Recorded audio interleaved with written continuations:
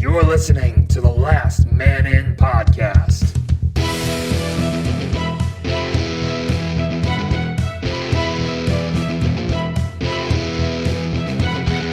Covering Winnipeg hockey and the NHL. Scheifele dances his way in. Scheifele scores!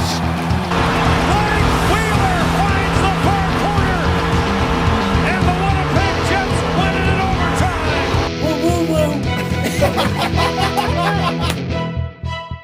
Welcome back, Last Man In, episode 151.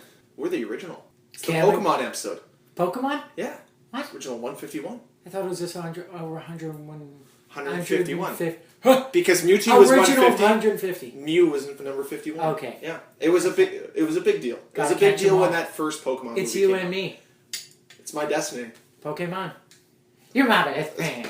The world don't fan. Okay. Pokemon. Gotta catch So it. clearly, as you can tell, Sorry. go it's ahead. just Cam and Greg, which means it's going to be a gong show of a podcast. Yeah, Especially to talk about draft stuff. Yep. We're going to try to stay on topic as much, talk about some of the Jets news that's come out, talk about some of the free agent stuff that apparently the Jets are pursuing some guys. There's some early talks, because right now there's a window where the NHL's changed that prospective UFAs can actually talk to teams now during this window. So it's like post-draft. It's during the re-sign period. So this is when RFAs get their qualifying offers tendered, this kind of stuff. So now UFAs are allowed to be talked to by other teams during this time. Just no deals can be set in stone.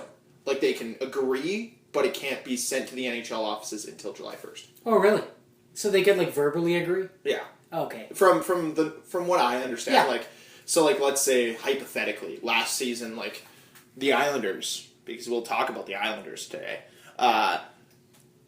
Let's say the Islanders, Garth Snow's like, okay, I didn't take my proper pills today, so I'm going to offer Steven Stamkos $14 million a season, and him and Steven Stamkos can have that, have it written down, and obviously Tampa would have time to counteroffer it, but they could essentially verbally agree to it, and then July 1st they could sign it. But he can go back on his word. Either guy can still turn the deal down. It's just gives GMs more of a time to talk, and I think it actually benefits GMs from making, benefits them from preventing them making stupid moves, because when the actual kind of market isn't set yet, it's very easy to not overpay guys. You can kind of set the market at what you want it to be set at, but it also could cause more overpaying because guys don't know what other guys are getting paid yet. That's true. That makes sense. I'm already winded.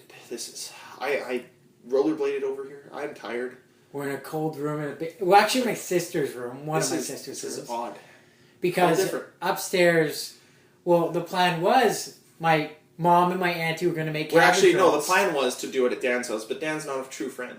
That's what. Dan's it is. not committed to this No, podcast. no, and he's he's never going to hear this, ever. He's never gonna He hear it. never listens. Ever. No. And Watch him listen to this one. The 'cause difference we between me and were- Dan is I'll be playing NHL. I'll be playing some cello. I'll be like, I'm going to listen. If I miss a podcast, I'll I listen listen to to it. every one of them. Well, yeah, you have to. No, edit but them. even when I was on Yeah. tour, I Yeah, listened to them yeah. all the time. So, and I'm one of those people. I'm like, I want to know what they talked about. And then you guys always somehow roast me whenever I'm not on. Always. Oh, Without a so, doubt. yeah, Greg got the mumps again. I hear if you get it twice within 6 months, you're pretty much going to die. That's true. Thanks, Cam. Have you gone to Google? You told us you had the mumps. No, I said it was mumps 2.0. It was different this time. It wasn't the How's full it different? mumps. You said word in 2.0. That means the exact same the second time. Oh, really? Are the Yep. Jets the exact same as 1.0? Really? Yeah. Yeah, They you're both telling can't win playoff games. Good point. Yeah. Good point. Yeah, this is true. This is true. Both fan bases then and now think that they have a bright future, especially with the GMs that they had then and now, right?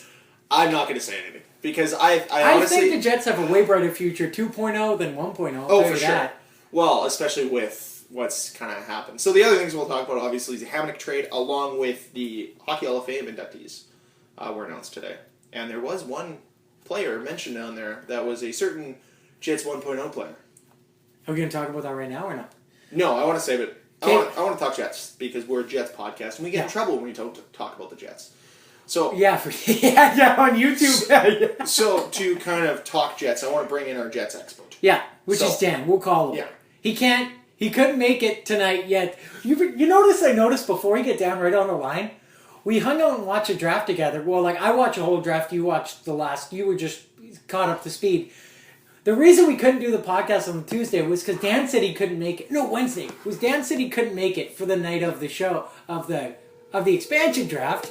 Yeah. And then he watched the whole thing. That jerk. Guy, you can put it right beside you. It'll pick up. No, I meant like stand it up if you want. It'll work. If you get an answer, that jerk, he's gonna scream. New phone. Who this? Yeah. Don't let it definitely- go to caller ID. It says its number. How you reached it? Hey, use your phone.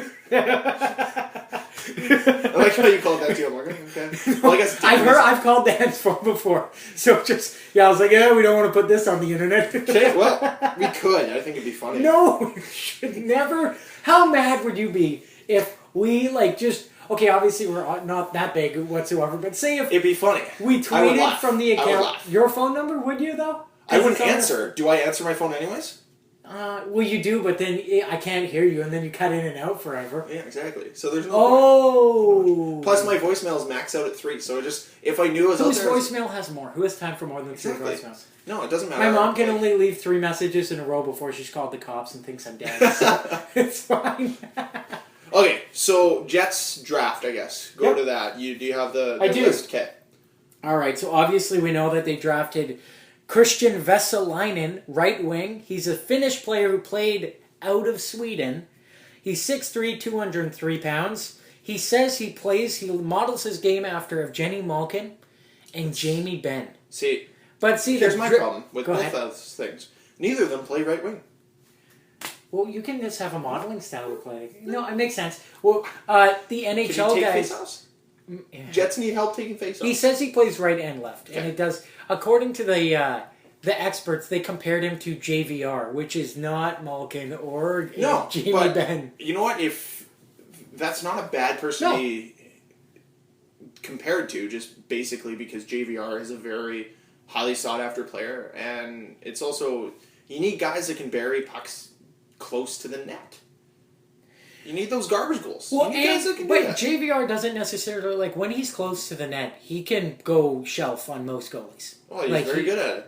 He's So very good at what he he's does. a guy that you want on your team. Yeah, that's why the Leafs have so many people calling about him. But we can touch on that later if you'd like. So Yeah, I already have. Well, I've already heard from a few people hot takes. They're like, oh, when the Jets are ready to go on their cup run, it's going to be Line A, Shifley, Vesalainen leading the way. I don't was think like, that'll be their line. can you slow down first I think off? personally, I think it'll be Ehlers that'll be up there before I put Vesalainen. Just judging by the progression that Ehlers has gone on, no one really talks about Ehlers in the same. People talk about William Nylander, and then they don't talk about Nick Ehlers, who was drafted 1 pick after, in the same breath. It's very rare, and I talked about it earlier in the season that these guys don't get compared, but they were also drafted one after each other. And I know it was a 7-8 situation, 7th overall and 8th overall, but regardless, they're two equally very strong players. They're very strong players, and I think that if I'm Cheveldayoff, I'm locking up Ehlers not to a bridge contract, but to a long-term contract, sort of what's going to happen with the Leafs with Nylander. And I think it's just a smart business move, and I think the guy that's going to help them lead the way over Vesalainen is going to be Ehlers. Oh, yeah, 100%. But I'm also saying this because I've seen Ehlers. I haven't seen Vesalainen. And I don't think Vesalainen is going to be in the NHL next year. I don't think the Jets want him there either. It's fine. Developmental players, you're allowed to develop these guys. Let him have some time with the Moose. Let him play with Jack Roslovic. Who knows? Maybe they have the forming of a second line or a third line with Roslovic, Vesalainen, Brendan Lemieux, or maybe they'll have another guy coming up through their system that they can just push a lineup, sort of like what the triplets did with Tampa, where you're all of a sudden like, where the hell did these guys come from? And it's like, okay, these guys came through the system, and that's one of the things that I think has hurt the Moose recently. It's just the changeover all the time. You don't have consistency playing with guys, and then when you go up to the big leagues, especially for Nick Patan, he's not playing with the same guys he's playing down in the Moose, so it's a very different system. So maybe if you have Vesalainen and you're able to have Jack Roslovic and maybe 1 or 2 other players, that might actually really help that team out. And so continue with the rest of it. Okay, so the second round pick, they went with a defenseman by the name of Dylan Sandberg. He's 6'2", 190, out of Hermantown High School in Minnesota. So again, the Jets continue to go back to the state of Minnesota for many picks, which is nothing wrong with that. And especially obviously I don't know much about these guys. No, And I know nothing. I'm I know nothing. I'm not gonna pretend like I know anything about these guys. I haven't researched these guys. I barely know anything about the Leafs guys they picked. It's not. I don't really focus too much on the draft, except for the first round. I was jacked about Timothy Liljegren, but regardless of that, when you say 6'2", 6'2.5", 190, that's a guy that's building towards making the NHL. But once again, you need to have as much guys in the system as possible to move up. And Logan Stanley, I think, is going to be joining the Moose next year. I don't think he has another. Does he have another year of Definitely. junior? Does he? Well, when you get drafted, you have 2 years of junior. Yeah. Oh, okay. Never mind then. I would say, just from what I've seen, and then this guy's probably going to go to college. I'm assuming. So he's probably 2 to 3 years away. Yeah, looks like it. Or he'll, yeah. Well, most of these guys, if they're high school kids, at least from what I've noticed, I'm sure you've noticed, they're high school, they go to NCAA. Here, there are NCAA's just junior hockey from 16 to 20. Yeah. But what sucks about NCAA to the CHL, Canadian Hockey League, is once you've played a game in the CHL, you're ineligible to play NCAA. Exactly. But you can go from NCAA to junior. But what sucks about that is you also can't junior, sign a deal. You can't sign a deal for NCAA. Yeah. CHL you can. Yeah. But what sucks about NCAA is, unless you're a true freshman, example, Jack Eichel, what does that mean? Is that I think you basically just finished, Jonathan Toews was a true freshman where you're starting school before you turn 18 or in your 18th year. Usually you're not 18 when you're playing your first year of college. You're 19 for sports. Yeah. Well, at least for hockey, from what I've noticed. I know basketball it's different. Football, you're usually 19, 20 at that point. But nonetheless, so yeah, it seems like he's probably going to. We'll let you know if we find out. So their third round pick, they went with a guy by the name of Jonathan Kovacevic, defenseman out of Merrimack, which is a university there. He's 6'3", 220 pounds. So again, they're big body. Big body, but still mobile. Fourth round, Santeri Virtanen out of TPS Turku Simliga, so a Finn. Yeah. He's 6.5 feet tall, 180 pounds.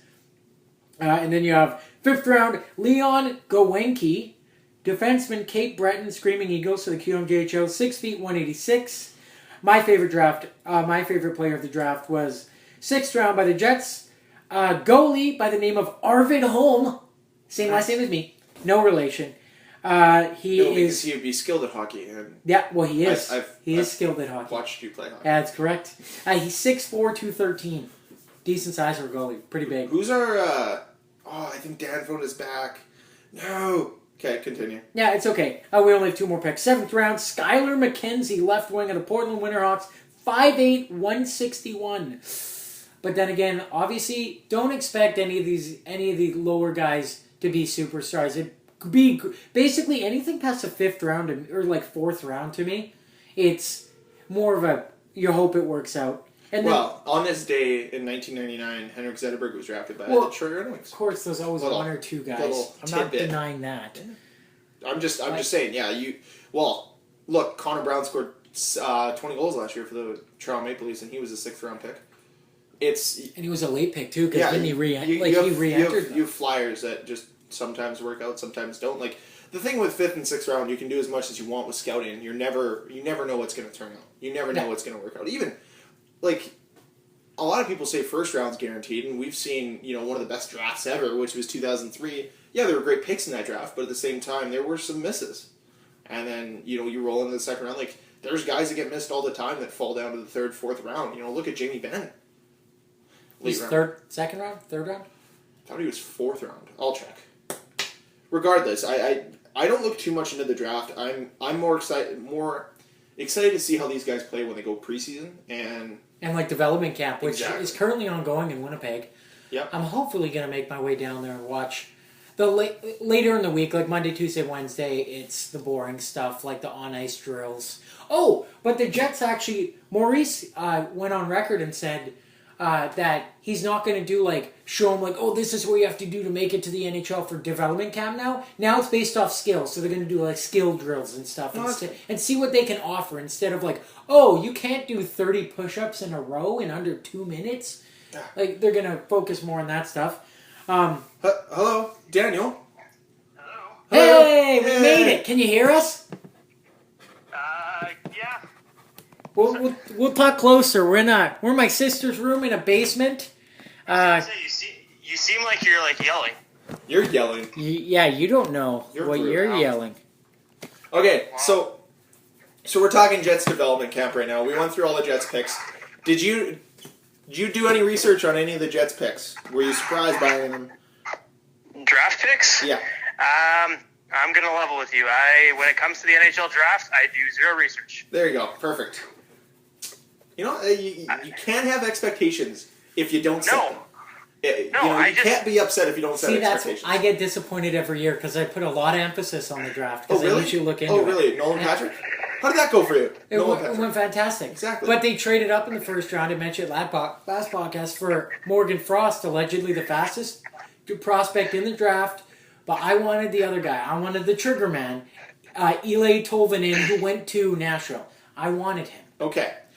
The question I was going to ask you, Dan, was you posted in our nice little Facebook group that we have about the roster moves the Jets have made because they did not send qualifying offers to Scott Kosmachuk, Ryan Olsen, and Quentin Howden. Any of those names surprise you that they don't extend contracts to them? I was a little surprised that they didn't even try and keep them for the farm team for the Moose. I don't know. I don't see any of them ever being a full-time member of the NHL roster for the Jets, so I can't say I'm totally shocked when I sit down and actually think about it. I feel like they've kind of each of them had their little go, and well, actually, I don't think Olsen ever got called up, but I watched him play for the Moose a little bit, and nothing really stood out about him. Scott Kosmachuk to me has always been just another guy. He's never going to be a full-time NHL guy for you. You can call him up. He might be okay, but that's about it. Yeah. And then they did they sent qualifying offers to Connor Hellebuck, J.C. LaPon, Brendan Lemieux, and Tanev. Brandon Tanev. Yeah. Tanev, yeah. None of those. Which I was happy about because there was some people I talked to didn't think that they would bring him back. Tanev or Hellebuck? Tanev. So I was actually quite happy about that one. Are you shocked at qualifying offer Hellebuck after the pretty horrendous season he had last year? No. Nothing. He's not biting on anything. No. Because are you going to sign Andre Pavlik instead? Nope. No. Yes, of course I would. I wouldn't be surprised with Ryan Olsen and Quentin Howden if they sign full-time jobs with the Moose. Because I don't really see those guys playing anywhere in the NHL. Would not be surprised, especially for Quentin Howden. They're so young, though. Doesn't matter. Yeah. You've played in the AHL. Maybe it's just time to sign that AHL contract. And if I'm Olsen or Howden, Howden had a good year in the AHL last year. He's just not an NHL caliber player. He can make more. He can make more money in the AHL. I'm surprised that they didn't at least try and keep Howden for the Moose, given that he's a local kid. That's why I say they'll just sign Howden with the Moose because he can make more money if he just signs an AHL contract versus signing a two-way contract, right? Because when you sign a two-way contract, you only make a portion of what your two-way contract is. So I think your annual salary is roughly if you have let's say an $800,000 NHL contract, your AHL contract's $50,000-$60,000 grand, whereas you can sign $200,000 AHL contracts. So that's just something. Out of the three, I think he's the only guy that maybe would get picked up by another team. I think Scott Cousins. I think a certain team would take a flyer. Why wouldn't Chicago go get him? Why wouldn't Pittsburgh go get him? Just then you have a potential player to come in at some point who's cheap, doesn't cost much, and you can run him on a two-way contract. I think Kosmachuk's a guy that would go to a team that needs a player. I think he's probably most likely to get picked up over Quentin Howden, in my opinion. Yeah. To me, he's always been and always will be just an AHL guy. I don't see him ever becoming more than that at this point. Okay. But, I mean, you never know. Mm-hmm. You never know. Okay. Brian Elliott rumors are floating around Winnipeg right now that he has apparently been talking to with Shovel Dayoff. What would you say is a reasonable contract for Brian Elliott to join the Winnipeg Jets? Well, I think your 2 or 3 years is probably a good term. I'd say no more than $3 million a year, maybe $3.5 million, if you can. I mean, depending what you sign Hellebuck to, right? Because you're probably going to sign Hellebuck for 2 years, pretty low salary. So I mean, if you have to pay Elliott, I mean, even if you pay him 4.5 for a couple of years, I mean, that's still. They were paying Andre Pavlik $4.5 million a year, and Brian Elliott is I think is a much better goalie. Andre Pavlik's cap hit. Yeah. I think Brian Elliott is a much better goaltender than Pavlik has ever been. Also has more experience when it comes to playoffs and that kind of thing. Yeah, so I mean, honestly, even if they go two years, $10 million, $5 million a year, I wouldn't hate it. I mean, I wouldn't go over $5 million a year, but you know, for the Jets to get a proven number one guy like that to come here, I mean, they're probably going to have to overpay. So. Yeah, like I know that I mentioned it earlier once you said it. I was gonna say about 2 years, $4 million a season. You know, if you can get him for $8 million, I think that's good value. Especially because I think in 2 years you might know a little bit more what you have with both Hellebuck and Comrie. And on top of that, in 2 years, if they can keep him to a 2-year contract, it doesn't really matter value. You have to pay Laine in 2 years. You have to pay Morrissey next year. Sorry, but you have to pay Laine in 2 years. And I don't think Laine is taking a bridge contract if he's scoring 30 goals every year. And depending on if he makes a big club this year and he does okay, you're going to have to pay Kyle Connor. Obviously not Laine money. Everyone's worried about the Laine money because that's like we're $7-8 million. We're waiting on McDavid's contract because that's setting the bar for everyone. It's 10. Obviously, it's 10. But if he gets so what if hypothetically we want him to get 10? Like I think we're all expecting 10. What if he gets 12? Then everyone else gets more. Yeah, the thing with the McDavid deal, at least, I don't want to keep down here too long unless he's okay with staying here for a little while. We'll ask him one more. I got a Jets question after. Okay. The thing with the McDavid deal is it's down to how crazy Chiarelli is, and is he going to overpay? Because we know Chiarelli's kind of crazy, especially with the Chris Russell deal. But on top of that, the other thing I was going to say is it's not only the Chiarelli deal, or not only Chiarelli, I think it's also going to be what McDavid feels he's at as a player. Because I've always said this, if I'm a top player on a team, I want to make a decent salary, but not a salary that's going to hurt the guys around me. Like, he's got to remember that they still have to pay Leon Draisaitl. They still have to pay Ryan Strome when his contract's up at the end of this year as well. Like, there's guys around them that still need the money. There needs to be plenty of money going around because you can cripple a team like with what's happened with Chicago with Kane and Taves being worth $20 million, and then you have a situation where you have Crosby that they've been able to fill guys around him, and he's only making 8.7. And you can argue that maybe Connor McDavid's contract's going to be 9.7. Because of the number. Yeah, nice. And because Connor McDavid, of course it's going to be his contract. I would love to know what he's getting paid from like BioSteel, Reebok, or Adidas, my bad. So he has enough other stuff going on to the point where I don't think his sole salary is going to be from the NHL. But regardless of that, I think he has to think, if I, let's say, instead of signing for $12 million a season over 8 years, I sign for $9 million a season. That's $3 million. You can get 2 to 3 or you can get 2 players, 1 to 2 players with that money that are going to fill out your team. And you're going to be able to get guys like Zach Kassian, who just signed for 1.9 for the next 4 years, I believe. 1.9 a season. For the next 3 years, pardon me. You get players like that. You can bring in quality talent. And I think that that's what it's about, is being able to bring in players. So it'll be interesting to see what happens with McDavid. But yes, he's going to set the market. Him and Draisaitl are going to set the market. Draisaitl's probably going to set the market for tier 2 guys, so the Marners, the Nylanders, the Ehlers. And then McDavid's going to set the bar for the Laines, the Matthews, and obviously the McDavids. Now, to ask Dan a question. Dan, what did you think of the Ben Sherrod deal? 2 years, $2.8 million. Not surprised. I mean, he's not a bad defenseman. I mean, if he's going to be their 6th or 7th guy this year, that's okay. I mean, they could do worse. I still hope that they're going to go out and try and acquire some kind of it doesn't have to be a top-end defender, but some kind of a veteran guy to fill in one of the holes on their D-core this year. I think if Ben Sherratt's your 7th guy, I think you're good. If he's in your top 4 or even bottom pair, I think they could do better. What about if they went out and got Alexei Emelin? I thought about that. I've never been a big fan of him as a player personally, but and that's not his talent. That's just it seems like every time he plays the Jets, he wants to kill somebody. Well, and I think that's just the type of player it is, but yeah. Yeah, so I mean, honestly, if I watched a guy like that play, he might actually fit in well with the team. He's a bigger guy. He plays physical. What's his salary? Do you know?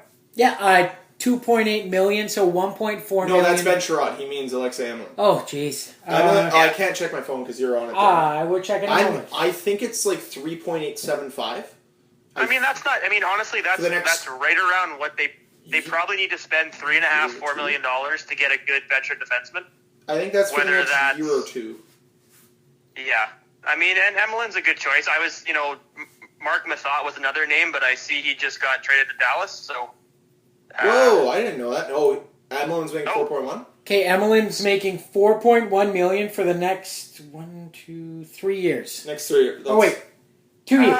He's got 2 years left. I couldn't give him that kind of personally myself. I don't think I'd want to bring him in just because you have to pay Ehlers next year. You have to pay Morrissey next year. Yes, but Toby and Stewart are both off the books at the end of the year, and that's almost $8 million. Or that is $8 million. But I think they're also re-upping Toby for like $2.5-3 million a season, right?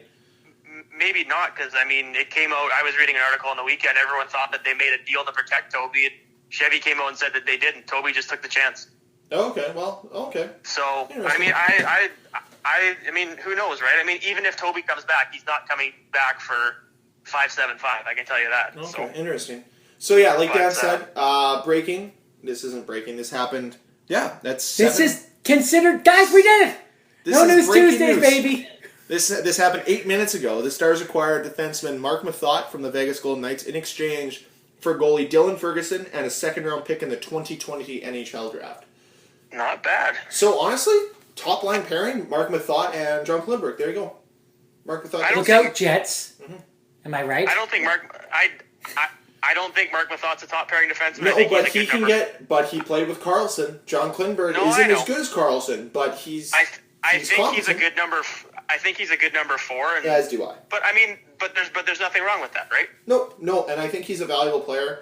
Obviously, he might be better if he had all of his 10 fingers in perfect condition. But sometimes you win some, sometimes you lose some, and in this case, he lost some finger. He definitely lost that one. So yeah. Well, who do you think the Jets? You had mentioned, you put in the group that there was. Who are the players that you mentioned that the Jets were looking at? Who would you like to see? Name one free agent before you go that you'd like to see the Jets really pursue hard, other than Brian Elliott, of course. Well, I don't think they're going to land this guy because I think he's going to get quite a few offers. But Brian Boyle's a guy I think would just fit in perfectly with what they need. Yeah, you mentioned that on Friday. A name that intrigued me, I was just going off of the fourth period, had a list of the top 30 free agents and then teams that were potentially interested. So that's where I got, I think Martin Hansel was a guy that the Jets were potentially interested in. Chris Versteeg, who's always been the Jet killer no matter who he plays for, which is interesting. Which has been every team. The Hansel one intrigues me if they don't pay him. If they don't overpay for him. The problem that I have with Hansel, I'll let you finish and then we'll disconnect and then I'll tell you my problem. Yeah. You can listen to the podcast and find out what my problem with Hansel is. Hey, there we go. I mean, he would be if they got him for their third line center, it would be an upgrade over what they have. Especially, I mean, if you think Adam Lowry is their third line center, I think Hansel probably slots in third line, Lowry goes down to fourth line, and there's nothing wrong with that. But I just feel like I don't think he's worth more than maybe $3.5 million a year, personally. And I don't think he's gonna. I think he's gonna want a bit more than that. So I don't know if that would even play out. But I don't know. I mean, it's kind of. I feel like maybe a couple, like one or two depth forwards, a depth defenseman, and then it seems like Brian Elliott is going to be the guy that they get. Allegedly, he's coming here this week to check out the city and check out the rink, and allegedly he's already looking at places to live here. So I have an extra room for him. Yeah, there you go. Mark Bethot, So- yeah. No, Brian Elliott. Oh, Brian Elliott. Brian Elliott. Elliott. Yeah. I want to talk to him about his time in Colorado. What? Yeah, everyone forgets he was in Colorado. Yeah, I did. Yeah. I do. I remember. I don't. Craig Anderson trip. Who was in Colorado? Brian Elliott. Oh yeah, just like I forgot that Ben Bishop played for St. Louis. There you go. Yeah. You forgot that too, didn't you? I Cam? totally did. Yeah, Ben Bishop moved from St. Louis to Ottawa, then Ottawa to... Yeah, no, remember. it's actually a funny story. Brian Elliott actually was supposed to be the backup to Ben Bishop in St. Louis, and he actually won the job from him. Remember that Dwayne Rollison started as a Minnesota Wild? Yeah. No, I don't remember that. There you go. I remember of weird goalie acquisitions. Nashville, do you remember their expansion draft, who they took from New York? It was a goalie. Didn't they take Kevin Weeks? Mike Richter. Oh, really? But there wasn't a rule. I think Mike Richter made the rule. Tell me if I'm wrong, but I'm pretty sure there wasn't a rule where, like, the Mathot rule where, like, you could just go right back to your other team if you didn't, like, if they didn't sign him. So Mike Richter went with them, like, went for the presentation of, like, yeah, I'm a Nashville Predator. Signed with Rangers again. Oh, snake move. Tough for the Rangers, eh? They've never had really, like, stellar goaltending, going from They've never- Olympian Mike Richter to Olympian Henrik Lundqvist. That's true, yeah. They're only ever Olympians. We know that. So. Yeah, exactly. They're never Stanley Cup champions. No, they're not Stanley Cup champions. Except like, I think Mike Richter won in 93. Or 94, sorry. He had to have been. Yeah, I think he What? I can't even think of another goalie. No. Man. Do you know who the goalie was for Vancouver? I think I just spoiled it. Van Beesbrook? No. Kirk McLean. Kirk McLean. Yeesh. Yeah. Okay, Dan. Well, we know that you're a busy guy because you couldn't be here today, so we'll let you go. Any parting words? No. You guys are probably doing an okay job. Okay, that's Thanks, fine. Dan. See you later, man. That's awesome. Nah, you guys do okay. Get out of here. I'm good. Okay. So Martin Hansel. Let's talk about him because I don't force the team that I could see him going to be the New York Rangers if the Rangers don't get Shattenkirk or they don't get Alzner. Because Why would you... Okay, no, I'll let you finish your thought. because they just lost Eric Stepan. They need someone to play down the middle because they don't really have much. They lost Oscar Lindbergh as well. So I wouldn't be surprised if they go after him because who's not going to go to New York as a high paid, high priced free agent? They always get those guys. Other than that, there's not a lot of teams that I would think are on Martin Hansel's list or that have Martin Hansel high on their list. Just because everyone had him as a trade target last year, and he disappointed when he was in Minnesota. He didn't really help that team. All the big trade targets, like Hansel was a pretty big one. Shattenkirk was the biggest one, I would think, at the trade deadline.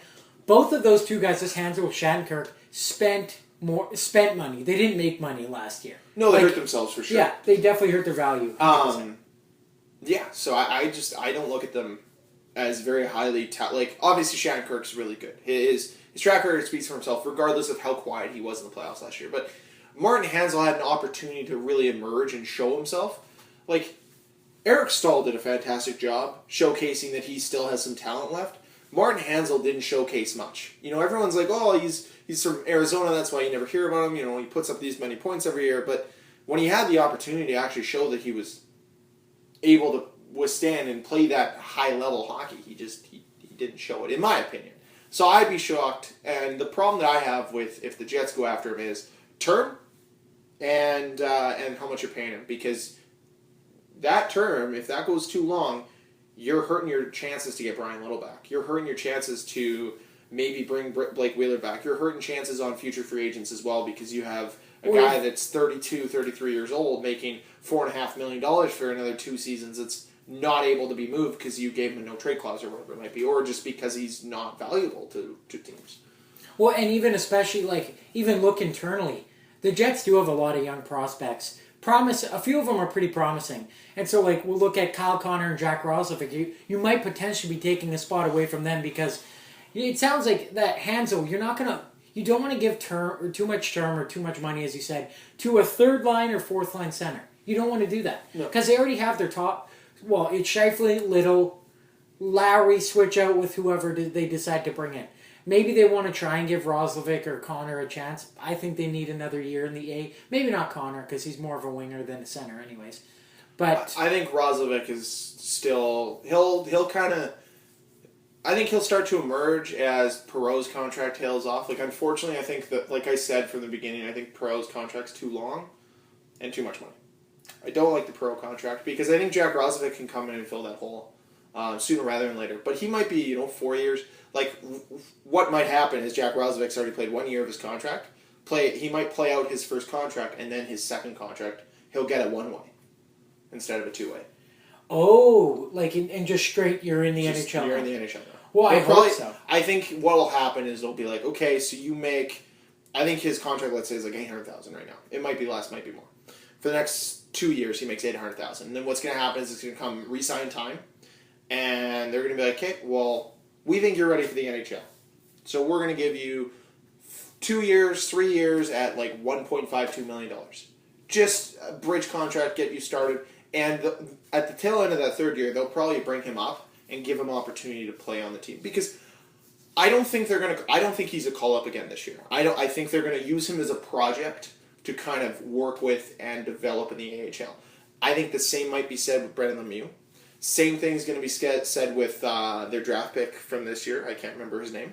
Christian Vesalainen. Sorry. I think the same thing might happen with Vesalainen, where they use him as sort of a project player.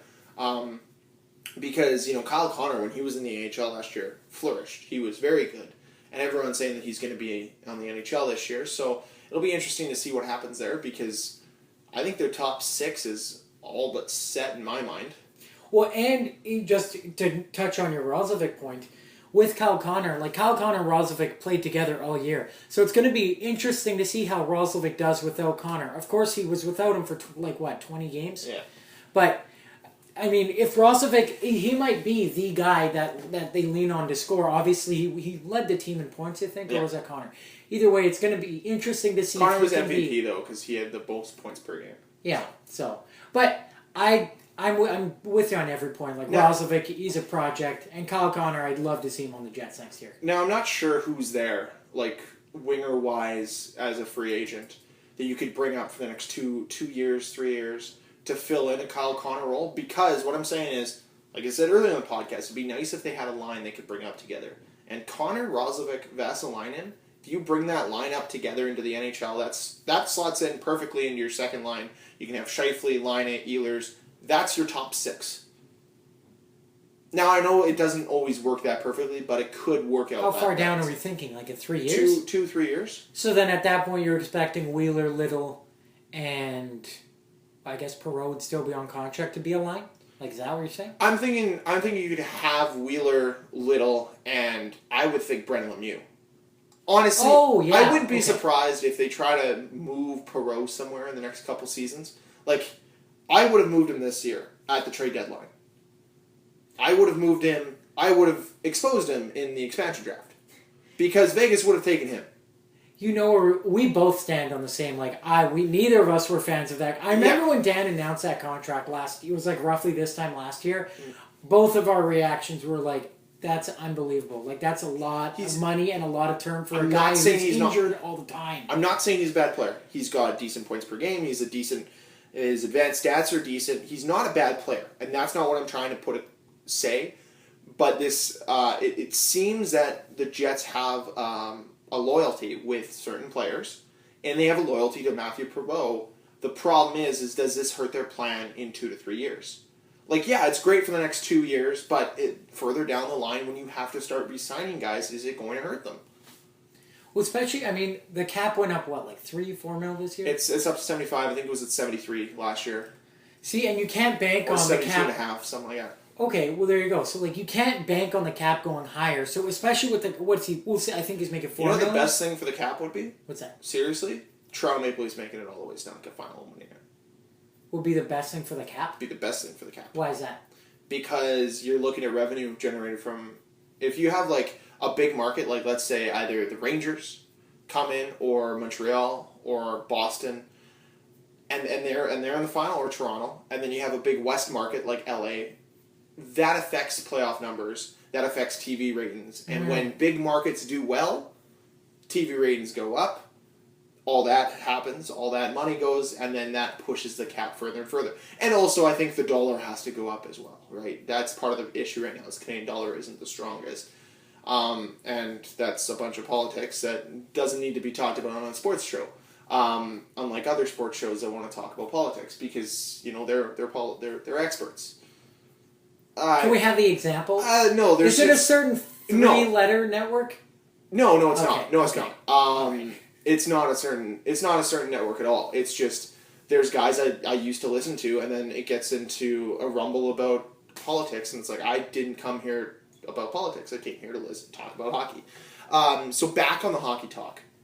If there's a guy you think the Jets should target in free agency, who should it be? Besides Brian Elliott? Besides Bryan Elliott. Okay, well, the three names that I've seen like right before this was basically what Dan said. Carl Alsner, Dwight King. Christopher Stieg, Hansel. I don't like any of those guys. You know what? If I were the Jets, because he could play second, third line wing pretty decently, and you're not going to have to pay him very much, and he can field offers, Jordan Wheel. The Flyers, like he's Everyone's talking about Jordan Wheel right now. Man, because he's... Okay, I'll use the example.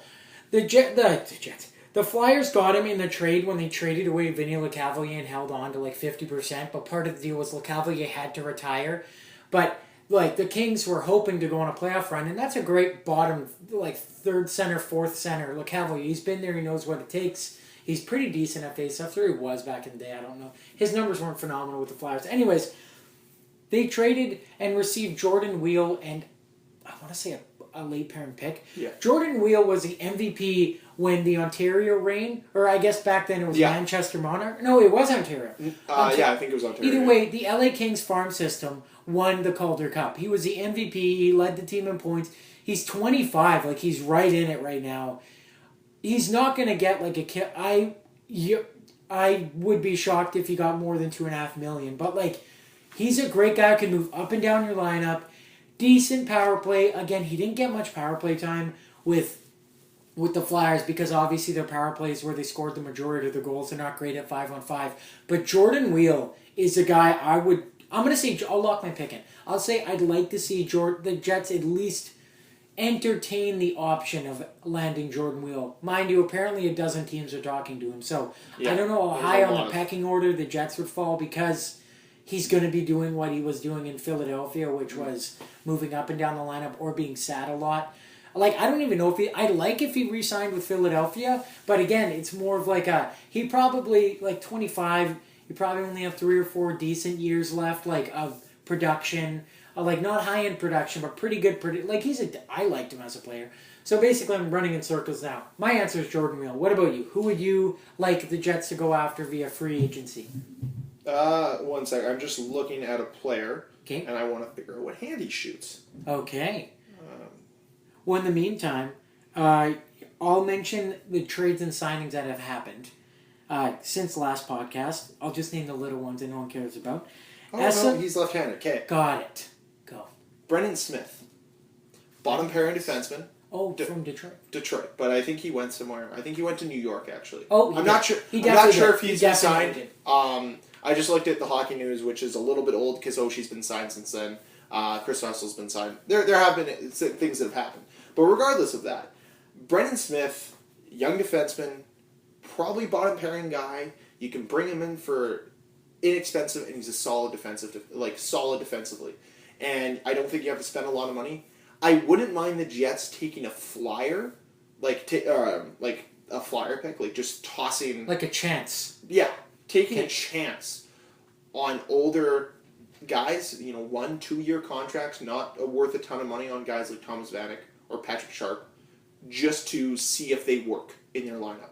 Because sometimes a veteran plugged in the right place, Eric Stahl, helps the team, can push a team forward. Sometimes putting a 20-year-old like Kyle Connor, for instance, into a spot where maybe Patrick Sharp could go for a little bit more money, but Patrick Sharp's got a little bit more experience, might help the team out, versus a spot where Kyle Connor would fit in. And I think that they have their core of young guys, and you have to periodically bring new young guys in, but moving all of them up all at the same time I think could hurt them.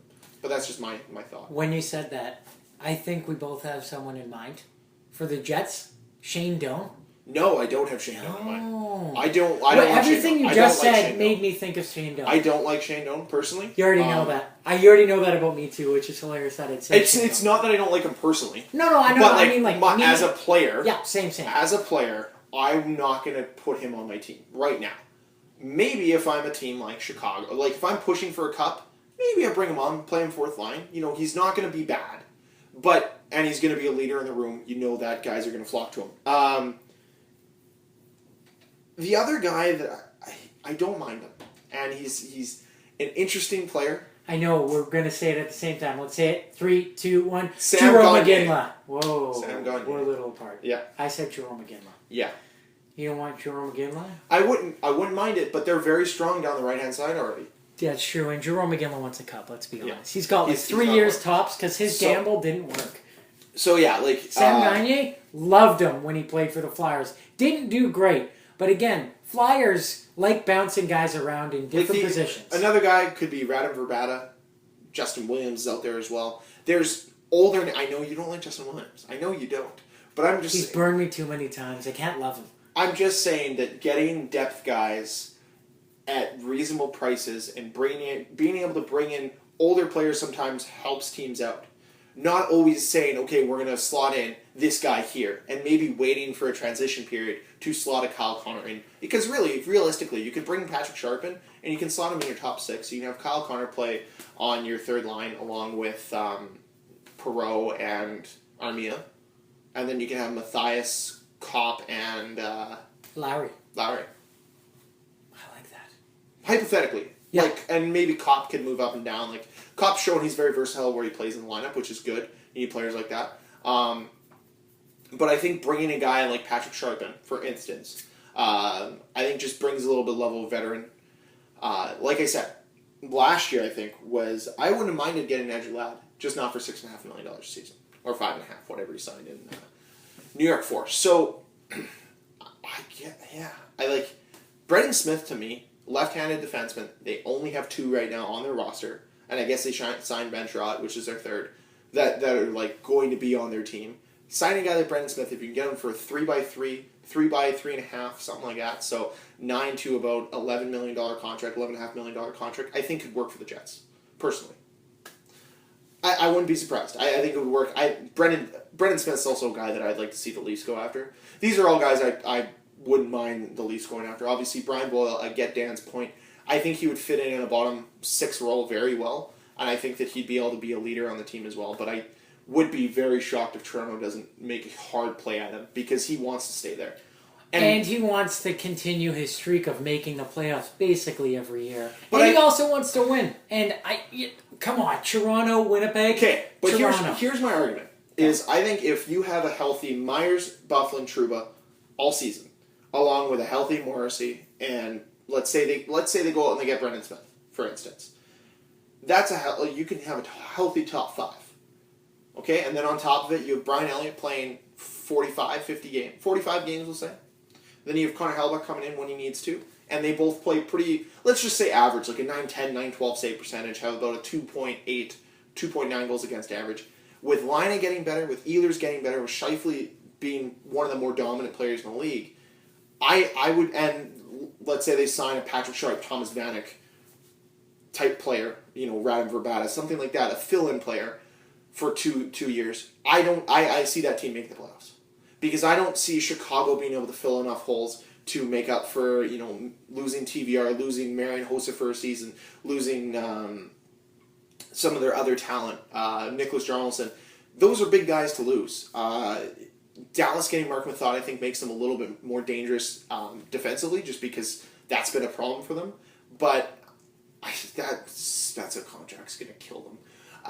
Nashville is going to probably win the division. I could see Minnesota coming second there. But other than that, I think the Central's the most wide open it's ever been, because the other team that needs a lot of center help is St. Louis, and they make one terrible trade, then trade Ryan Reeves to the farm, and then I wonder what the heck Pittsburgh's doing, and now they're apparently pursuing centers and really going hard after trying to get Matt Duchene. What are they going to give up for Matt Duchene? But apparently the Islanders are now in on Matt Duchene still as well, even though they moved Ryan Strome. So now... And what else did they do? They trade Travis Hamonic. Who did they trade Travis Hamonic for? To the Calgary Flames for a first, 2 seconds, and a fourth. Travis Hamonic, the second pairing defenseman, Travis Hamonic, got a first, 2 seconds, and a fourth. And conditional fourth. Okay. Before we dissect this trade, because we are a Jets podcast, if you're Winnipeg, do you look at this and say, we're not going to take anything less for Trouba ever, period? Than this? Yeah. They gave you a benchmark. Yeah. But do you think the Jets were in on these talks? Like, you couldn't offer anything better than a first, 2 seconds, and a fourth? I think the way the Jets probably looked at it is they said, that's a high price. Because I'm sure one of the guys that was on that conversation, especially if it's with New York, Eric Commer's in that conversation. And I don't think the Jets want to partner. Oh, yeah. I'm not going to guarantee it, but I can only think, because right now the teams in the NHL are saying, Jets have Connor Hellebuck, and they think he's going to be pretty good. But then they have Eric Comrie, who's going to be really good. Like, we think he's going to be better. The projection show. Yeah, projection show he's going to be elite, we'll say. And Connor Hellebuck's going to be a very strong starter. Very strong, So they're weighing their options. They're saying, well, if we can try to get Comrie, undercut them a little bit. Like, if I'm any GM that's needs a goalie, let's say Vancouver, New York Islanders, even the Rangers right now, because how many years do you have a Lundqvist left? Every conversation I'm starting with Eric Comrie. Like, you want to talk to me? Eric Comrie's going to be on the table. For every team. Not every team, just any team who needs a goalie. I think that's who they're going to go after. I think the Jets are going to be in a very strong position, both from a center standpoint and from a goalie standpoint moving forward, especially if they get the Brian Elliott deal done. And I would not be surprised if Michael Hutchinson gets moved for a bottom pairing defenseman or for a low pick, something like that, to another team. Just because if they sign Brian Elliott, they're not going to keep Michael Hutchinson in the AHL. I don't think. I'd be shocked. And I think if they put him through waivers, I don't know if he makes it through. Not a chance he makes it. Because I think a team like Philadelphia, who needs goaltending, would pick him up. You need a starter, Greg. No, but Michael Hutchinson. The other guy, actually, to talk about the Flyers quickly, would be Michael Del Zotto. Would be another guy that Michael Del Zotto's a UFC.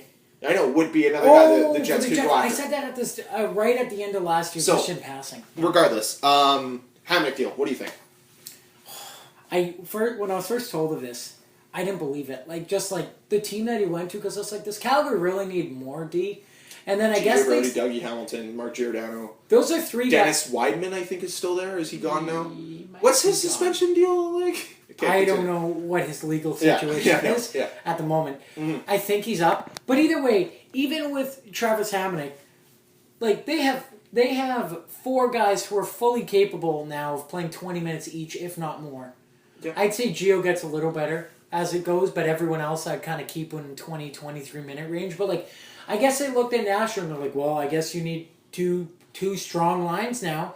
And so, but you know what I thought of when I saw this? I was like, well, a little much on the Islanders' end, because their prospect pool is now. They're all going to be on the team in the next 2 years. So Doug Hall, Barzal, Hosang, those guys, Yeah, and even Anthony Beauvillier, who played he's there. They're it's now. So I understand where they're making, the Islanders are making the move to their win window. It seems as though would be in the next 2, now till 3 years from now is but you still going to need. Move? Sorry, no, go ahead. No, you go. You go. I'll talk after. No, I have one more thought to finish. the Oilers have to keep up with their neighbors of the north, Edmonton. They're not The Oilers do. You mean the Flames do. Flames, sorry. Yeah. Flames have to keep up with the neighbors of the north, being the Oilers. They're not going to outscore the Oilers, so the next best thing is you got to stop them. And that's how they're going to do this. Well, with guys like Mike Smith coming in. And yeah. Do they have any rookie goalies, though, was my question. Do they have any young goaltending there? For the Flames? Yeah. Because Mike Smith is older. I think he's like 33, 34. I don't. I thought they had Laurent Brossois, but I'm pretty sure he got traded. No, Brossois is with Edmonton, I believe.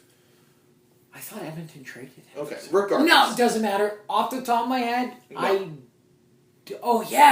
They have that goalie from Providence, John Gillies. Okay. So he's probably in the AHL next year, but Mike Smith is a hell of a guy to learn from. I mean, I take swings at Mike Smith all the time, but he's one of the goalies that I would most certainly trust any goalie I'm bringing into the league. I want him to be like under the wing of a guy like Mike Smith. Yeah, he's 35, Mike Smith. How many years on that contract? Probably three or four. Either way, he's 35. Like, okay, so the Flames now also understand, well, maybe this run and gun style, it still works, but we have to change it up a bit. And also, now they know if they make playoffs based off the new playoff system, they're going to have to go through Edmonton now. Yeah, they have to. It's the 80s. Which is the 80s and 90s again. I hate the new NHL, but yeah, I do too. I have a theory about the next expansion team and what they should do to realign the divisions after. Okay. But I want to get to that point later in the podcast once we touch Hockey Hall of Fame, which is going to be after this thought. Go. Do you think the New York Islanders moved Travis Hamonic so that they could put and pursue Kevin Shattenkirk? No, I'm going to say no. I'll say no. Other than bringing in Eberle, what do you think Gar Snow has done to increase Jonathan Tavares' confidence to re-sign there? He has done absolutely nothing. So I guess in thinking in that aspect, you'd want to go after Shattenkirk or Land Duchesne. But Duchesne's not going to play with John Tavares. He's going to be on the second line. No, but if there's a decent core, like if there's more players, because Tavares isn't Barzal supposed to come in and be a top 6 center? Oh, 100%. Like, not right away. There. I would expect him to be there next year. Okay. Like, if he's not on the second line next year... Okay. Ooh. So then why do you bring in Duchesne at that point? Why wouldn't you go out there and sign... Why aren't they a target for, let's say, Hansel or Gagne? Get depth guys in there. There's also, they have Del Cole, who's going to be, I think, good. Bavillier is going to be good. And then Josh Hosang. Should promise. I think they need... The problem is there's not... The issue I have with this deal is you got picks for the future. And like you said, their window is now. Why didn't they try to move Hamonic for a roster player to play with Tavares? You have Andrew Ladd that's soaking up a lot of money. But if you were able to move Hamonic and bring on a roster player to play with Tavares, I think that would do more to keep him there than not. But by saying that, I also think that is why they went for draft picks, is so they can get a guy like either Carl Alsner or Kevin Shattenkirk. Which is weird also because why wouldn't you use Hamonic in a deal to Colorado to get Duchesne? Because Colorado needs D. Exactly. That's another thing that's another thought. Just when I saw that, I was like, weird that he's not in Colorado because Colorado need D, and it's already widely rumored that they're going after Matt Duchesne. So, I wasn't upset with the Calgary move, but I was just like, that's weird. Or here's the other thing. Isn't there somebody big that's an RFA this year? A big, what do you mean, physically? Like, no, just like a big named RFA. If you have someone in mind, I'm drawing blank. Is Nikita Kucherov an RFA this year? Oh, yeah. They have to pay him. Would you not go out and get extra picks that aren't yours, so you have picks in those drafts when you're going after Nikita Kucherov to sign him and offer sheet him? That's a good thought. Because I was about to say, you have to be your picks. Yeah, but then you're saying, I still have picks. You're not going empty-handed because... So you're saying your thought in this move is they're going to offer sheet Kucherov? No, it's just it's an extra thought. Because that's pretty sweet. I would not be against that. If there's a guy... Okay, there's two situations. You can handcuff Steve Stamkos, or not Steve Stamkos. You can handcuff Steve Yzerman right now. Nothing wrong with that. Because you can offer him maybe a little bit more than he's worth right now. Plus, you have the flexibility of having other picks right now as well, and you have the flexibility of bringing in a young team with Del Call, Barzal, Bouvillier, and Josh Hosan coming in. So those are 4 roster guys, potentially next season, that are all making less than $1 million.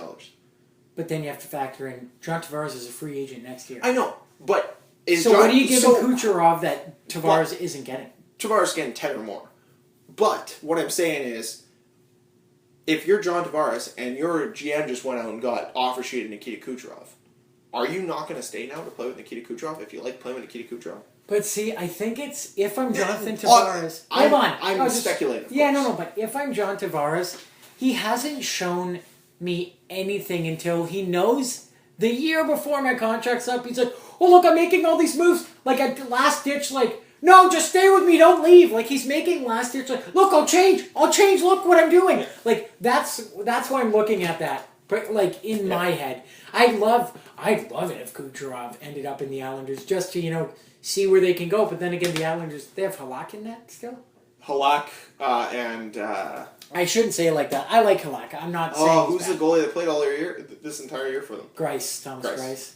They lost JF Berube, which is another one that would make sense why, if the Jets called, they were like, Eric Connery. Yeah, exactly, and that's why, like, going forward... So don't expect the Jets to make any big moves. Not that they ever do. The other thing, too, is I wouldn't be surprised, now it's divisional, but if I'm New York and I know I'm strapped goaltender-wise, I might be making a call to Washington and saying, we want Grubauer. Because they might lose him. And then trade him for like one of your prospects or something. Because Washington loves acquiring prospects because they traded away Philip Forsberg. Remember that forever, Washington, forever. So, Washington signed TJ Oshie. Yeah, they did. To all the money for all the term. How much was it? I don't know. Okay, I got it. It's 8 years. He's 30! $46 million! 5.75. Let me tell you how many times Oshie has surpassed 30 goals in his career. 0. Once. This year. 32? Okay. Hold on. TJ Oshie made $46 million 3 years ago when he shot 5 times in a shootout. That's when TJ Oshie can... really, did you think highly of TJ Oshie before? I liked him, but come on. Almost $50 million for what he's done in the past? Come on. Serious thought about TJ Oshie was when he was moved to Washington, I thought that was going to be the move that put them over the top. Clearly it wasn't. You've now seen that as Washington. You're saying, well, this guy was decent in the playoffs, but he wasn't the guy that brought us over the top. And now they're saying, okay, they're going to suck for 4 years. Or they're going to suck for 3 years and they're done, basically. Because Ovi's going to be old on a contract that's going to be rough. Oshie's now going to be on a rough contract. You're going to eventually have to pay Carlson. You have you're going to have Holtby, but they're going to be a rough team. I don't think they're going to be great. They'll still make the playoffs probably every year, but they won't dominate like they are. And I don't... Still got to get past Pittsburgh, and guess what? Philadelphia's getting a little better, too. You know what I would have rather seen if I'm Washington is I would have preferred, as a fan, if I was a fan of Washington, I normally take them as my playoff team, if I had seen 3x7, 3 years, $7 million per.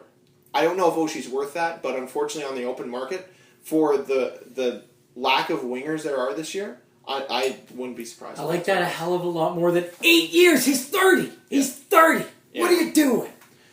Because who's the GM there? It's not George McPhee. No, I don't remember his name, but he hasn't made great moves, and apparently now they're going after Justin Williams still. What was Oshie making before this? Do we know? I do not know.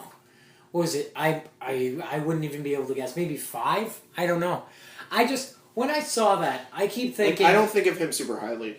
As a guy that's... He's a good player, but 8 years, 5.75? Even that's that's what Scheifele got. He's 23. Even 24 if it was a now. 5-year deal, I could swallow it if it was a 5-year deal at 5.75. But 8 years, those last 3 years are gonna suck. The last 3 years, the last half of the contract is gonna suck. Come on, 1-time 30 goal scorer. And as you've mentioned plenty of times, it's contracts like these and Chris Russell's contract that's bringing us to a new lockout. I can't wait. Yeah. What did Chris Russell get? 4 years? 4 years, $4 million. Oh my God. And That's he's one of the El worst Diablo. advanced stat players in the league. Yeah, you said worst first pass. No, that's Weber worst first pass. Weber had Chris the worst. Russell's probably every other category. He was making 4.175 before this. TJ Oshie? Yeah. And now he's making $5.75 million. For 8 years. Oh my God. So he signed, remember, okay, I'm going to write this down. Yep. Move to Hockey Hall of Fame and we'll come back to TJ Oshie. Okay, well, since we're on the Hockey Hall of Fame, the inductees to the 2017 class of Hockey Hall of Fame is Teemu Selanne, Paul Kariya, Dave Andrechuk, Mark Recchi, Danielle Goyette, Claire Drake, and Jeremy Jacobs. Don't know much about Claire Drake or Jeremy Jacobs, but I believe they're in the Builders division. Danielle Goyette represented Team Canada for Olympics for hockey. And then obviously we all know who Mark Recchi is, a part of the Legion of Doom, I believe. He was in both Philadelphia and he won a cup with Boston. Yep, there you go. So Mark Recchi. No. Dave Andrechuk. Oh, wait, did he win a cup in Boston? I think he did. He either won a cup in Boston or he won a cup in Pittsburgh. He Maybe has won a cup. Maybe he won a cup in both places, actually. I remember him being there, but Yeah, I think so. in Boston. Was Bill Guerin also in? Bill Guerin was also in In Pittsburgh when they won, right? I think so. Yeah. I'm not sure. Obviously, huge news for Winnipeg, Teemu Selanne. No surprise there, though. I mean, they let let anyone in now. I mean, First ballot Hall of Famer. Again, he was 72 goals first year. What did he do the 76. rest of his career? Probably nothing. Yeah, only had a few Rocket Richards. A few, though. What's a few nowadays? It's a couple. It's You know who? I'm just funny. That's awesome. That is awesome. You know he has more Rocket Richards than Sidney Crosby. I'm pretty sure. Teemu? No way. How many does Crosby have? I think 3? 2. Oh, okay. I'm That not. makes sense. I believe that. Okay. Anyways, what do we got? What are we going to look Okay, at? so what I wanted to look at was point production in the years of his contract. In his contract year. Okay? Okay. Oh, before we jump into this, Yep. I'm pretty sure you called it. His Stars bought out Antti Niemi. So, Okay. he's Not now as a much. free agent. Jets, you should get on him. He's pretty good. And Mark Mathot was, yeah, so then Mark Mathot moved there. Interesting stuff. Go. Okay, so for TJ Oshie, what I looked at is his contract year. So his last time he signed a contract was after the 2011-2012 season, because his contract after that was 5 years. So, in that season, in 2011-2012, in 80 games played, he had 54 points. And then followed that up with 3 points in 9 playoff games. So, not terrible. 50-point guy, take it all the time. And you know what? The one consistency he has since that point is every single year minus a lockout shortened season, he has hit 50 points. But this is where I think this deal might be warranted. In only 68 games this year, had 56 points. Had his highest point per game total he's ever had. Is that because he's playing with Ovi? Yes. But It's the year who he's before- playing with. It's But the who year he's before he playing. only had 51 points. But he's a Was he on consistent- Washington the year before? Yeah. He's a consistent 50-point scorer. And unfortunately, right now that's how much a 50-point scorer is making. I wouldn't say it's for 8 years. I'm not okay. I'm okay with the money. It's not the money I have the It's issue. the term. It's a term. That is horrendous. 8 years? You know, the only person I'm confident signing 8 years to right now, Connor McDavid, Patrick Laine, and Austin Matthews. Those are the 3 players I'd be like, yep, no problem. 8 years without winking my eye. Ivan Provorov? If it No, was I want like to see more. 4.5 million? I want to see more of Ivan. Okay. And Flyers and D-men, To give I don't you like those to give you contracts. just to give you reference, he has only played in the NHL for 9 seasons. Okay. 9 seasons. That's all I'm saying. He's So he played came the in NHL. when he was 21. So he's played in the NHL for 9 seasons, and Yeah. you're giving him an extra 8 years off of just more than half.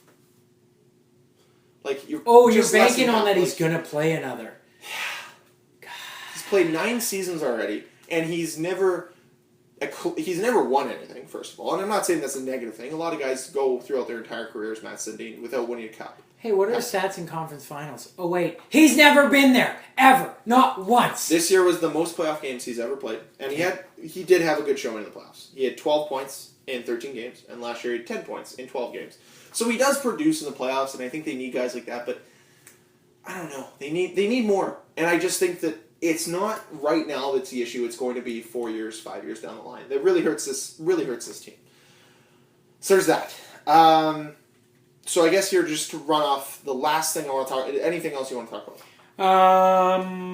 We are running a little long. Oh, yeah. Just one more thing about ridiculous contracts. So, We talked about Patrick Eaves getting a 3-year, $3 million deal, I think, around Yeah, there. because you just got rid of Clayton Stoner, which was another terrible contract. Now Well, you're we signing thought another. that contract was not impressive. It got a little worse. Okay. I found out he has an 8-team no trade list. You gave him a no trade list. Come on, what are you doing? Yet you're totally okay with just letting a guy like Patrick Maroon walk. Because you know what Patrick Eaves is? Patrick Maroon. That's what he is. A guy to play with Getzlav and Perry. And get points. That's all he is. That's what he is. These are guys who trade Shea Weber again. We mentioned this. Shea Theodore, I think would be the better of those to protect Vatanen and Josh Manson. He was like, no, take the best one. And George McPhee's like, and I get to pick someone? They're like, yes. Okay. That one, obviously that one bothered me, and then the second round pick that Pittsburgh did. Pittsburgh's being weird. They gave a first rounder up for Ryan Reeves, and they've given a second rounder up to make sure that is picked. They're like, you have to take Fleury. They're like, we were going to... Shut up, George. We'll take it. Yeah. Thanks, Bill. Or whoever. Who's the extra guy in Vegas? I got to learn his name. I can't remember his name. Okay. Last thing before we go. Rumors are spreading more and more that Seattle is going to be the next spot for an NHL expansion team. All depends on a new arena along with an NBA franchise going to Seattle. Now, with that being said, this would create Seattle going to the Pacific Division, which would mean the Pacific Division would then have 9 teams, which would make literally no sense. Right? You'd have 9 teams in one division, 7 in another, and 8 in the other 2. So my thought was you have to realign the divisions. So what do you do to realign the divisions? What you do is you take Edmonton and Calgary out of the Central, or out of the Pacific, move them to the Central, and move Colorado over to the Pacific. So then Winnipeg fans would have the enjoyment of getting to play both Calgary and Edmonton all the time, just like they remember from Jets 1.0 days. I like it. Team chaos always. Yeah, because I mentioned that to an old Winnipeg Jets fan. He's like, yeah, it'll just be like the 80s all over again. We'll make the playoffs, go through the Oilers. Oh, the Oilers are good now, so we're going to lose to them every year. Well, Mark Scheifele is the Chiarelli, prodigal son of the problem Howard is Chuck, too, so. Chiarelli is just that team could be better if he wasn't GM. He's given Lucic too much money. He actually, I really like the Zach Cassidy deal, I'm not going to lie about that. Gave Russell too much money, too much term. It seems like almost, like, whoever's, like, second or third in charge. Okay, so Chiarelli gets, like, the bad he's like, okay, I'll give you Lucic and Russell, here's your contract. And then the other guy's like, well, now that I don't have this money to offer, I have to only offer you this. And the other guys are like, I'll take it to stay here. They now, I don't know if Chiarelli knows this, but he should understand that he's now in a position of power with his own players because they are going to... Players are already there are going to take a discount to stay with Edmonton because they're good. They will take the discount. Like, Chicago, the Richard Panik guys. Here's my thought. If I'm Chris Russell and Chiarelli's like, hey, we can only offer you 3 years at $3 million. Yeah, I'll take that. They probably didn't even try it. They probably didn't even try it. No. They didn't even... Because as soon as you have a defenseman's like, no, I'm more valuable than that, fine. Then we'll go out and get Michael Del Zotto. We'll go out and get Brendan Smith, who are probably both better than Chris Russell, advanced stat-wise. Not numbers-wise necessarily, but you don't need numbers from your defenseman when you have tremendous forwards like Edmonton does. Do not waste money on bad contracts on your defensive pairing, because that could hurt the possibility of now, like I said, you're looking at Connor McDavid. Let's say Connor McDavid makes $12 million. Okay? And then you have Chris Russell making $4 million. Well, now let's say if Connor McDavid only made 10, but Russell only made 2, that's an extra $4 million. Now you don't have that because you over-offered contracts. If there's a guy that's going to over-offer on a contract, it's going to be Peter Chiarelli. Well, and then also... And the Edmonton Oilers, because they're going to be desperate to keep McDavid there, even though the fact that they probably don't even understand RFA rules. They probably don't. Like, Chiarelli's like, hey, I've never really had a rookie workout before, so what do I do in this situation? What do I do? Do I sign him? Like, I'm so used to trading my top players. I traded Tyler Seguin, traded Taylor Hall. I don't know what to do. Dougie Hamilton. Dougie Hamilton. What do I do in this situation? I don't know what to do. You sign him. Okay, $12 million, 10 Oh, years. no! Did you print it? He already signed it. Damn it! Peter, come on! And then the other thing, too, is, like I said last podcast, he's going to match any Leon Draisaitl deal. Perfect. Then I'm going and doing a reckless deal. I don't care. If you're going to match it anyways, I'm Vancouver. I'm going to troll the shit out of you. And I'm like, check this out. Jimmy Bennett! Runs in the room, kicks the door down. Oh. God damn it, Jimmy. Max contract? Max contract. Okay, we'll sign that one, too. So McDavid's like, okay, so you're giving Draisaitl $11 million, so you have to give me 12. Fuck it, we'll trade you. Because Chiarelli's that type of person. He would trade McDavid. I would certainly hope not, but he's done nothing to prove us wrong. He keeps proving us right every year. I'm like, even this offseason, I'm like, all right, if you're gonna sign Russell, be careful. Quick question: Was he the one in Boston that traded Phil Kessel? Yeah, he's traded Kessel, Sagan, Hamilton, and there's a couple more in there. Kessel, Sagan, Hamilton, Hall, now Jordan Eberle, all first-round picks. Yep.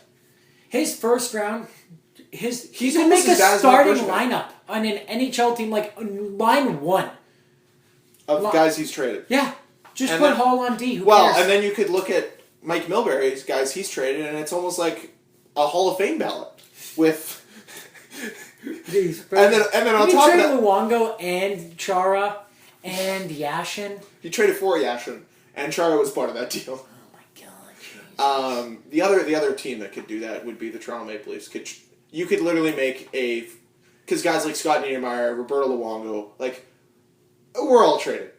Like pretty much anybody you think of now. Was in the NHL. pick traded though? Because Yeah, it that's was a different. pick. Okay, yeah, I know. These Tyler guys Seguin. have traded the players. I like, know, they're like, it's oh, we different. have this generation. Well, not gen. Fantastic player in the NHL. However, the I'm gonna Leafs trade him. still traded Alex Steen for Carlo Koliakovo and Great deal. No, sorry, was it or did they trade Carlo Koliakovo with Alex Steen for Lee Stepniak? That sounds more right. That was the deal. Every team's had great deals. Okay, every team. Yeah. Okay. My brain won't let me go where the Flyers. have No, been exactly. right now. And I think we need to end this. This has been too long. Yeah. So if you made it this far, please check out the show. Check us out on YouTube, Last Minute Podcast. Leave a comment there. Leave a like if you enjoyed what you saw. And also, as always, subscribe there. If you want to subscribe to the show, take it on the go. Take us wherever you go using either iTunes podcast app or Google Play. Just type in Last Minute Podcast. You can find us there. If you want to get in touch with the show, tweet us at Last Minute PC on Twitter. Email us lastminutepc@gmail.com. And as always, you can also get in touch with us. That's it. That's the only way. You covered Twitter, email. No. And there have been YouTube comments. and YouTube comments. We read those a lot. No, we I don't. do. all the Yeah, time. no, I read them, but we never read them on the show like we used to. Yeah, I know. We're terrible. We're too big now. It's summer months. Yeah. This is when we should any question now, not even hockey related. We should dedicate a segment to it. We will. Yep. Called Questions of the Internet. The internet questions. Jeez, that was a long one. That's okay. That's what the people wanted.